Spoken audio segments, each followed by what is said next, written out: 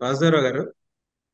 So అయ్యా. ఒకటి, తెలంగాణ ప్రభుత్వం ఏంటంటే ఇప్పుడు అర్జెంట్ గా దృష్టి పెట్టాల్సింది ముందర మ్, జరిగిన డ్యామేజ్ ఏదో అయిపోయింది. డ్యామేజ్ ఫర్దర్ కాకుండా కంట్రోల్ చేయడానికి ఎందుకంటే ప్రస్తుతం కాన్సన్ట్రేషన్ అంతా ఇటే ఉంది, వరంగల్ ఖమ్మం ఈ స్ట్రెచ్ మీద ఉంది కాబట్టి ఈ స్ట్రెచ్ మీద కాన్సన్ట్రేషన్ అండ్ ఫోర్సెస్ డిప్లాయ్ చేయడం. మీరే ఇన్వాల్వ్ కావాలి బీజేపీ, ఎందుకంటే ఒక్క బోట్ ఉందని మీరే చెబుతున్నారు. మరి మీరు పక్క రాష్ట్రానికేమో 40 కోట్లు పంపిస్తున్నారు మీ ప్రభుత్వమే. తెలంగాణ మీద చిన్న చూపు ఎందుకు సార్? అంటే మీ కూటమి ప్రభుత్వం లేకపోతే మీరేం చేయరా అక్కడ తెలంగాణ మీద? కూటమి ప్రభుత్వం లేకుండానే ఖమ్మానికి రైల్వే స్టేషన్ కి 30 కోట్లు, 10,000 కోట్లు పెట్టి నేషనల్ హైవేస్. ఆ తర్వాత మరి అమృత్ పథకం కింద 120 కోట్లు ఖమ్మంకి ఇచ్చింది. ఇప్పుడు అంటే అట్లా దగ్గర దగ్గర 5 లక్షల కోట్లని గత 9 సంవత్సరాల్లో ఈ యొక్క తెలంగాణ రాష్ట్రానికి భారతీయ జనతా పార్టీ ఇచ్చింది. భారతీయ జనతా పార్టీ ఎప్పుడు కూడా రాజకీయాల కంటే కూడా దేశ భద్రత, ప్రజల భద్రత, ప్రజల యొక్క సంక్షేమమే పెద్దపీట. అందులో ఎటువంటి మీకు సందేహం అవసరం లేదు. ఖచ్చితంగా కూడా కేంద్ర ప్రభుత్వం కూడా దీనికి ఏం చేయాలో ఆల్రెడీ మేము మా యొక్క రిప్రజెంటేషన్ వెళ్ళి.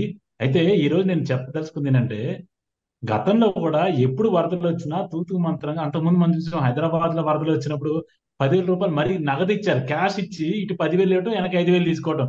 ఆ దుర్మార్గపు చెరువులు అయితే ఈ మొన్న గత సంవత్సరంలో ఖమ్మంలో జరిగినప్పుడు 10,000 అని చెప్పి చెక్కులు ఇచ్చారు. దయచేసి 10,000 ఇచ్చి చేతులు దులుపుకోకుండా ముందు ప్రజలందరినీ కూడా మంచి సురక్షిత ప్రదేశాలు తరలించండి. ఆ తర్వాత 10,000తో కాకుండా నిజంగా అక్కడ సమగ్రంగా చేసి ఎవరెవరికి ఎంత నష్టం జరిగింది సరే, 1,000 అటో ఇటో, 10,000తో మాత్రం అది ఎటు సరిపోదు ఆ డబ్బులు. ఎందుకంటే మీరు చిన్న చిన్న, అంటే చిన్న చిన్న ఇళ్లలో ఆ మొత్తం కుర్చీలు, మంచాలు, లేదా టీవీలు, లేకపోతే చిన్న చిన్న ఎలక్ట్రానిక్ ఐటమ్స్, గ్రైండర్లు లేదా చిన్న మిక్సీలు అన్ని దగ్గర ఏ విధంగా లెక్కేసినా 20-25 వేల రూపాయలు ప్రతి ఇంట్లో నష్టం జరిగింది. అంటే తక్కువలో తక్కువ. ఇవన్నీ కూడా సంవత్సరాలు సంవత్సరాలు తరబడి 50 నుంచి 1,00,000 తెచ్చుకునే రూపాయలు వస్తువులు, ఉంటాయి. ప్రతి 50 నుంచి సంవత్సరం 1,00,000 కొనుక్కునే రూపాయలు ఉండొచ్చు. వస్తువులు కావు. తర్వాత టూ వీలర్లు మీరు చూస్తే, టూ వీలర్లు అయితే ఆల్మోస్ట్ ప్రతి ఇంట్లో ఉన్న టూ వీలర్, మా బొక్కలగడ్డ, లేకపోతే రాపర్తి నగర్, లేకపోతే మన రామన్నపేట, ప్రతి టూ వీలర్ ముని అంటే ఎక్కడ తీసుకెళ్ళాలో కూడా తెలియదు. దాన్ని తీసుకెళ్ళి ఎక్కడో చోట పెట్టాలంటే కూడా చూస్తేనే టూ వీలర్లు మునిగిపోయింది. ఈ రోజు నా 2 టూ వీలర్లు పంపిస్తే బుల్లెట్కి వచ్చి 20,000 రూపాయలు బిల్లు చెప్పాడు. ఇంకా అది ఇంకా మేము సగంలోనే బయటికి రోడ్డు మీద తీసుకెళ్ళాం. ఎత్తుపాలను తీసుకెళ్తే 20,000 రూపాయలు కేవలం ఒక టూ వీలర్ కి. ఈ తర్వాత మన వేరే ఇంకో బండికి వచ్చి 10,000 రూపాయలు, అది కొంచెం ముందే బయటికి. అంటే ఈ విధంగా డాక్టర్ రావు గారి సిగ్నల్ రిస్టోర్ అయినట్టుంది, ఒకసారి వారి దగ్గరికి వెళ్దాం. డాక్టర్ రావు గారు, is it okay now? Right, okay. Okay, okay కదా. అదే ఈ రిలీఫ్ మెజర్స్ మీద, ఎందుకంటే మనకి ముప్పు ప్రస్తుతం ఏంటంటే ఖమ్మం దగ్గర రెగ్యులేట్ చేసుకోగలిగితే ఆ, బుడమేరు మీద ప్రెషర్ తగ్గుతుంది.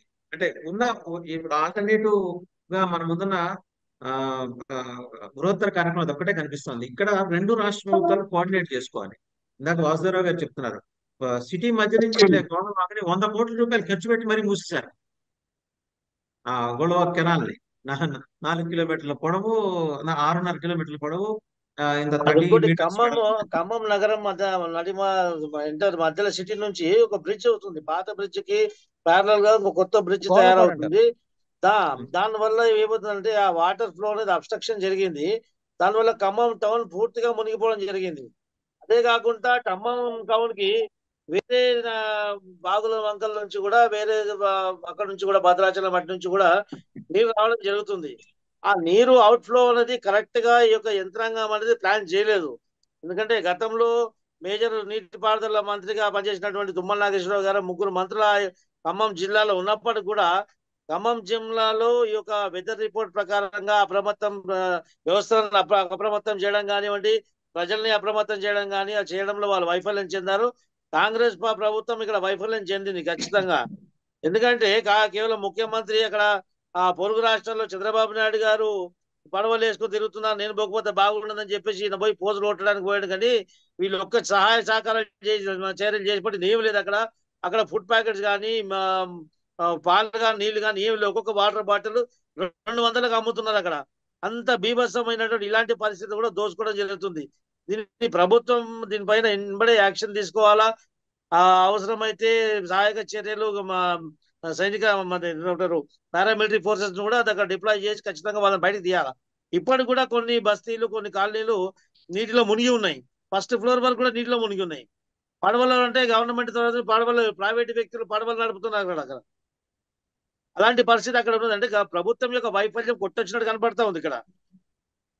అయినప్పటికీ కూడా ప్రముఖ వ్యక్తులు, సమాజంలో పెరిగినటువంటి వ్యక్తులు, సినీ రంగానికి సంబంధించిన వ్యక్తులు కూడా భారీగా విరాళాలు ఇరు రాష్ట్రాల సీఎం రిలీఫ్ ఫండ్ కి వాళ్ళు దానంగా ఇచ్చారు. వాళ్ళందరికీ కూడా తెలుగుదేశం పార్టీ తరఫున పేరు పేరున కృతజ్ఞత వ్యక్తం చేస్తున్నామండి. అలాగే అందరూ కూడా సామాన్యులు ఎవరైతే వాళ్ళ స్తోమత ప్రకారంగా వారు సీఎం రిలీఫ్ ఫండ్ కు వాళ్ళు ఎంత తోస్తే ఎంతో అంత సహాయపడాలని చెప్పేసి ఒక మానవతా దృక్పథంతో ఈ యొక్క నీటిలో మునిగినటువంటి ప్రాంతాలను ఆదుకోవడానికి మానవతా దృక్పథం స్పందించాలని మీ ఛానల్ ద్వారా కోరుకుంటున్నాను.